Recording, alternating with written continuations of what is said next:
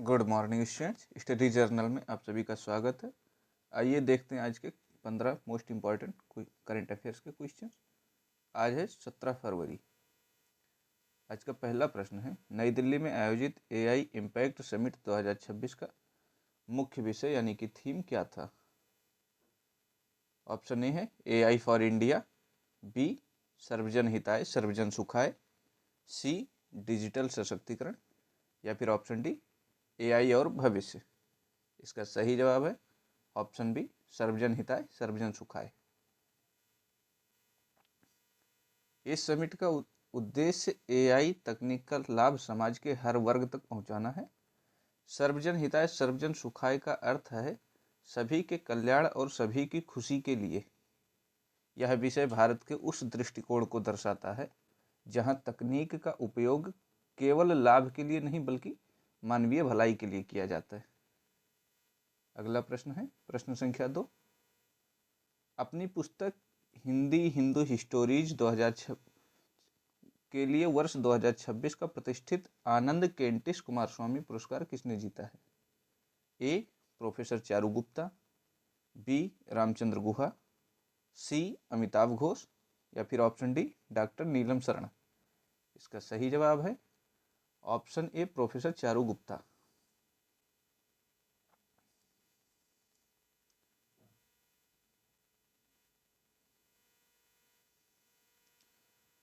Professor Charu Gupta को उत्कृष्ट शोध और दक्षिण एशियाई कला एवं संस्कृति के लिए उनके योगदान के लिए यह सम्मान दिया गया है। उनकी पुस्तक हिंदी हिंदू हिस्टोरीज धार्मिक और सांस्कृतिक पहचान के ऐतिहासिक पहलुओं पर गहराई से प्रकाश डालती है। यह पुरस्कार कला इतिहास के क्षेत्र में बहुत ही प्रतिष्ठित माना जाता है। अगला प्रश्न है प्रश्न संख्या 3। हालिया संसदीय चुनावों में बहुमत हासिल करने के बाद बांग्लादेश के नए प्रधानमंत्री के रूप में कौन कार्यभार संभालने वाले हैं? ए शेख हसीना, बी खालिदा जिया, सी तारिक रहमान, या फिर ऑप्शन डी मोहम्मद यूनुस। इसका सही जवाब है तारिक रहमान, ऑप्शन सी। बांग्लादेश में हुए हालिया राजनीतिक बदलावों और चुनाव के बाद तारिक रहमान सत्ता की कमान संभालने के लिए तैयार हैं। वे बांग्लादेश नेशनलिस्ट पार्टी यानी कि बीएनपी के प्रमुख नेता हैं। लंबे समय तक निर्वासन और कानूनी चुनौतियों के बाद उनकी वापसी देश की राजनीति में एक नया मोड़ मानी जा रही है। अगला प्रश्न है प्रश्न संख्या 4। हाल ही में किस राज्य में ने राज्यव्यापी मुख्यमंत्री ग्रामोत्थान योजना शुरू की है? ए उत्तर प्रदेश, बी राजस्थान, सी गुजरात, या फिर ऑप्शन डी मध्य प्रदेश। इसका सही जवाब है ऑप्शन सी गुजरात। गुजरात सरकार ने ग्रामीण बुनियादी ढांचे को मजबूत करने और गांवों में रोजगार के अवसर बढ़ाने के लिए इस योजना की शुरुआत की है। इसके तहत आधुनिक सुविधाएं जैसे स्मार्ट स्कूल, बेहतर सड़कें और कचरा प्रबंधन प्रणालियां विकसित की जाएंगी। इसका मुख्य लक्ष्य गांवों से शहरों की ओर होने वाले पलायन को रोकना है। अगला प्रश्न है प्रश्न संख्या 5। भारत का पहला सरकारी सहायता प्राप्त राष्ट्रीय बायोबैंक लाइसोसोम स्टोरेज डिसऑर्डर यानी कि एलएसडी के लिए शुरू हुआ यह विकार मुख्य रूप से किससे संबंधित है? ए वायरस संक्रमण, बी दूषित जल, सी आनुवंशिक उत्परिवर्तन यानी कि जेनेटिक म्यूटेशन, या फिर ऑप्शन डी विटामिन की कमी।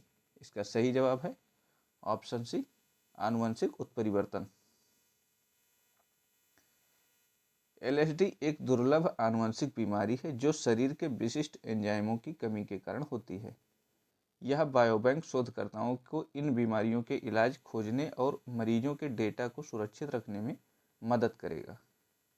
यह भारत में दुर्लभ बीमारियों के इलाज की दिशा में एक क्रांतिकारी कदम है। अगला प्रश्न है प्रश्न संख्या 6। भारत ने पहली बार कंबाइंड टास्क फोर्स 154 की कमान संभाली है। इस बहुराष्ट्रीय नौसेना बल का मुख्यालय कहाँ है? ए दुबई, बी बहरीन, सी मस्कट, या फिर ऑप्शन डी कोच्चि। इसका सही जवाब है ऑप्शन बी बहरीन। CTF 154 एक बहुराष्ट्रीय नौसैनिक बल है जो समुद्री सुरक्षा और प्रशिक्षण पर ध्यान केंद्रित करता है। भारत द्वारा इसकी कमान संभालना हिंद महासागर क्षेत्र में भारत की बढ़ती सैन्य शक्ति और प्रभाव को दर्शाता है। इसका मुख्यालय बहरीन में है, जहां से ये सभी खाड़ी देशों की समुद्री गतिविधियों की निगरानी की जाती है। अगला प्रश्न है प्रश्न संख्या 7। हाल ही में किस राज्य या केंद्र शासित प्रदेश के मुख्यमंत्री ने तुलबुल नेविगेशन प्रोजेक्ट को पुनः शुरू करने की घोषणा की है? ए लद्दाख, बी हिमाचल प्रदेश, सी जम्मू और कश्मीर, या फिर ऑप्शन डी उत्तराखंड। इसका सही जवाब है ऑप्शन सी जम्मू और कश्मीर। तुलबुल परियोजना झेलम और वुलर झील के मुहाने पर एक जल नियंत्रण संरचना है। यह परियोजना काफ़ी समय से विवादों और रुकावटों के कारण बंद थी।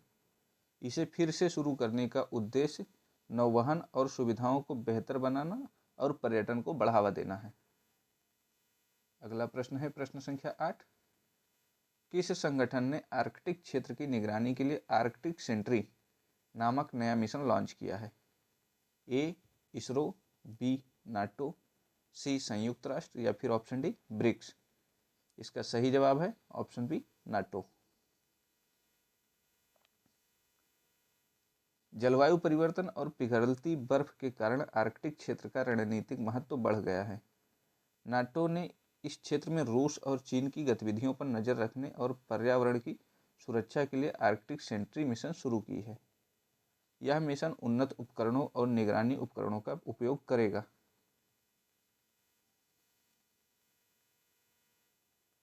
प्रश्न संख्या 9। किस सार्वजनिक क्षेत्र के बैंक ने भारतीय सेना के सम्मान में सोल्जर-थॉन 2026 के आयोजन की घोषणा की है? A Bharatiya state bank, B Punjab national bank, C bank of Baroda, या फिर ऑप्शन डी केनरा बैंक। इसका सही जवाब है option B Punjab national bank. PNB ने भारतीय सैनिकों के बलिदान और वीरता को सलाम करने के लिए इस दौड़ के आयोजन का फैसला लिया है। इसका उद्देश्य आम जनता और सेना के बीच जुड़ाव पैदा करना है।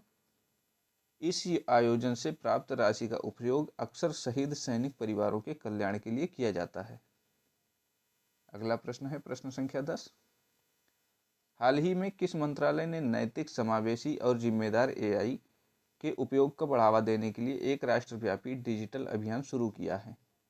ए गृह मंत्रालय, बी शिक्षा मंत्रालय, सी इलेक्ट्रॉनिक्स और सूचना प्रौद्योगिकी मंत्रालय, या फिर ऑप्शन डी विज्ञान और प्रौद्योगिकी मंत्रालय। इसका सही जवाब है ऑप्शन सी इलेक्ट्रॉनिक्स और सूचना प्रौद्योगिकी मंत्रालय।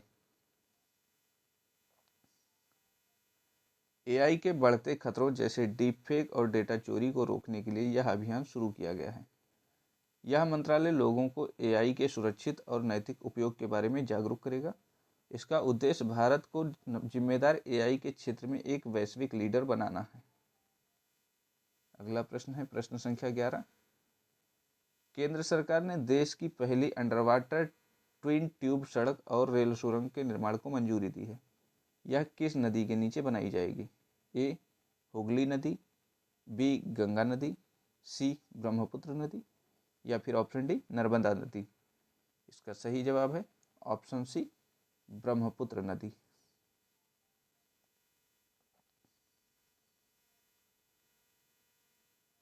यह सुरंग असम में ब्रह्मपुत्र नदी के नीचे बनाई जाएगी, जो रणनीतिक रूप से बहुत महत्वपूर्ण है। इसमें सड़क और रेल दोनों के लिए अलग अलग ट्यूब होंगे। यह परियोजना पूर्वोत्तर भारत में सेना की आवाजाही और स्थानीय परिवहन को काफ़ी तेज और सुरक्षित बनाएगी। अगला प्रश्न है प्रश्न संख्या 12। सेंट्रल बैंक डिजिटल करेंसी का उपयोग करके सार्वजनिक वितरण प्रणाली सब्सिडी हस्तांतरित करने वाला देश का पहला राज्य कौन बना है? ए महाराष्ट्र, बी कर्नाटक, सी गुजरात, या फिर ऑप्शन डी केरल। इसका सही जवाब है ऑप्शन सी गुजरात। गुजरात ने राशन की दुकानों पर सब्सिडी भुगतान के लिए डिजिटल ई रूपी का सफल प्रयोग किया है। यह कदम भ्रष्टाचार को कम करने और पारदर्शिता को बढ़ाने में मदद करेगा। आरबीआई द्वारा अधिकृत डिजिटल करेंसी का यह उपयोग भारत के बैंकिंग इतिहास में एक बड़ा मील का पत्थर है। अगला प्रश्न है प्रश्न संख्या 13। प्रधानमंत्री ने हेरथ पोस्ते के अवसर पर देशवासियों को शुभकामनाएं दी। यह त्यौहार किस समुदाय द्वारा मनाया जाता है? ए कश्मीरी पंडित, बी पारसी समुदाय, सी सिंधी समुदाय या फिर ऑप्शन डी बौद्ध समुदाय। इसका सही जवाब है ऑप्शन ए कश्मीरी पंडित। हेरथ को कश्मीरी पंडितों की महाशिवरात्रि के रूप में जाना जाता है। यह त्यौहार भगवान शिव और माता पार्वती के विवाह के उपलक्ष्य में मनाया जाता है। हेरथ पोस्ते का अर्थ है हेरथ की शुभकामनाएं। यह कश्मीर की सांस्कृतिक पहचान और परंपराओं का एक अभिन्न हिस्सा है। अगला प्रश्न है प्रश्न संख्या 14। यूनानी पद्धति में नवाचार और साक्ष्य पर 2 दिवसीय राष्ट्रीय सम्मेलन का आयोजन कहाँ किया गया है? ए नई दिल्ली, बी हैदराबाद, सी लखनऊ या फिर ऑप्शन डी मुंबई। इसका सही जवाब है ऑप्शन डी मुंबई। इस सम्मेलन का उद्देश्य पारंपरिक यूनानी चिकित्सा पद्धति को आधुनिक विज्ञान और साक्ष्यों से जोड़ना है। इसमें विशेषज्ञों ने बीमारियों के इलाज के लिए नई शोध और तकनीकों पर चर्चा की। आयुष मंत्रालय के तहत इस तरह के आयोजनों को पारंपरिक चिकित्सा को वैश्विक पहचान मिली है। आज का अंतिम प्रश्न है प्रश्न संख्या 15। छठे भारत फ्रांस वार्षिक रक्षा संवाद का आयोजन भारत के किस शहर में किया जा रहा है? ए नई दिल्ली, बी बेंगलुरु, सी चेन्नई या फिर डी विशाखापत्तनम। इसका सही जवाब है ऑप्शन बी बेंगलुरु। इस संवाद में भारत और फ्रांस के बीच रक्षा सहयोग, अंतरिक्ष तकनीकी और सुरक्षा समझौतों पर चर्चा की गई। बेंगलुरु को इस तकनीक और रक्षा उद्योग के लिए HAL और इसरो के कारण चुना गया। भारत फ्रांस का एक प्रमुख रक्षा भागीदार है, विशेषकर राफेल और पनडुब्बियों के मामले में। आज के लिए बस इतना ही। Thanks for watching. Keep learning with Study Journal. अगर सेशन अच्छा लग रहा हो तो चैनल को लाइक, शेयर और सब्सक्राइब करना ना भूलें। धन्यवाद। जय हिंद।